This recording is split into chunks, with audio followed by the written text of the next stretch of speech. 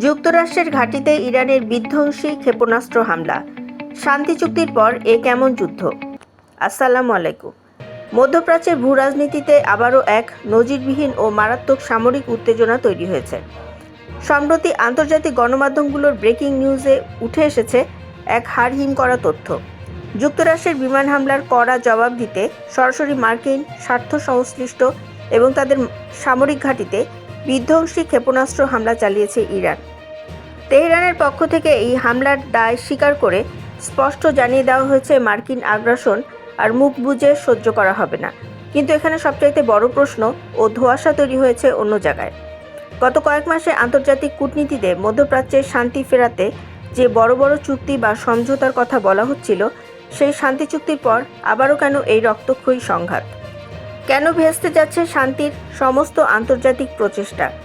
এবং এই অবিরাম হামলা পাল্টা হামলার নেপথ্যে কোনো অদৃশ্য সুদূর প্রসারী চক্রান্ত কাজ করছে?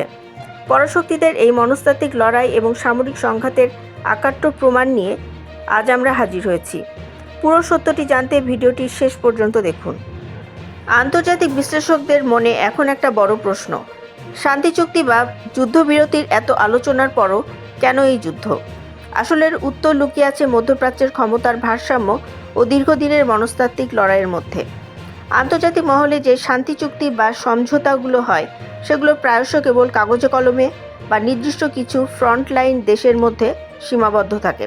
কিন্তু মাঠ পর্যায়ের মূল অমোঘ সত্য হলো, মধ্যপ্রাচ্য থেকে মার্কিন সামরিক উপস্থিতি সম্পূর্ণ দূর করতে চায় ইরান। অন্যদিকে ইসরায়েলের নিরাপত্তা এবং খনিজ তেলের ওপর একাধিপত্য বজায় রাখতে এই অঞ্চলে নিজেদের ঘাঁটিগুলো ধরে রাখতে মরিয়া ওয়াশিংটন।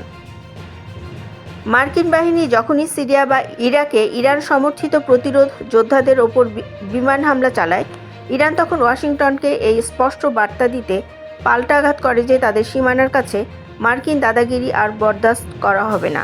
অর্থাৎ আদর্শিক এবং কৌশলগত এই স্নায়ুযুদ্ধ যতদিন থাকবে, সামরিক কোনো শান্তি চুক্তি এই স্থায়ী সংঘাত থামাতে পারবে না। এই নতুন সামরিক সংঘাতের ফলে বিশ্ব রাজনীতিতে এক বড় ধরনের মোড় বদল ঘটতে যাচ্ছে। প্রথমত, মার্কিন ঘাঁটিতে ইরানের এই সরাসরি জবাব প্রমাণ করে যে তেহরানের সামরিক ও ক্ষেপণাস্ত্র প্রযুক্তি এখন যে কোনো মার্কিন আকাশ প্রতিরক্ষা ব্যবস্থাকে ভেদ করতে সক্ষম, যা ওয়াশিংটনের নীতি নির্ধারকদের কপালে চিন্তার বড় ভাঁজ ফেলে দিয়েছে। দ্বিতীয়ত, এই দীর্ঘমেয়াদী অস্থিতিশীলতার ফলে বৈশ্বিক জ্বালানি বাজারে বড় ধরনের ধাক্কা লাগতে পারে, যার প্রভাব পড়বে গ্লোবাল সাউথের উদীয়মান অর্থনীতিগুলোর ওপর। শান্তি চুক্তিকে বুড়ো আঙুল দেখিয়ে এ ধরনের হামলা পাল্টা হামলা এটাই প্রমাণ করে যে পরাশক্তিগুলো আসলে স্থায়ী শান্তি চায় না, বরং প্রত্যেকেই নিজেদের কৌশলগত মেরুকরণ এবং আধিপত্য বজায় রাখার খেলায় মেতে উঠেছে। কাগজে কলমে শান্তি চুক্তি আর মাঠ পর্যায়ে ক্ষেপণাস্ত্রের গর্জন, মধ্যপ্রাচ্যের এই দ্বিমুখী সমীকরণকে আপনি কিভাবে দেখছেন? মার্কিন ও ইরানের এই রুদ্ধশ্বাস পরিস্থিতি কি তৃতীয় বিশ্বযুদ্ধের দিকে এগোচ্ছে? কমেন্টে আপনার মূল্যবান এবং সম্পূর্ণ মার্জিত মতামত জানাতে পারেন।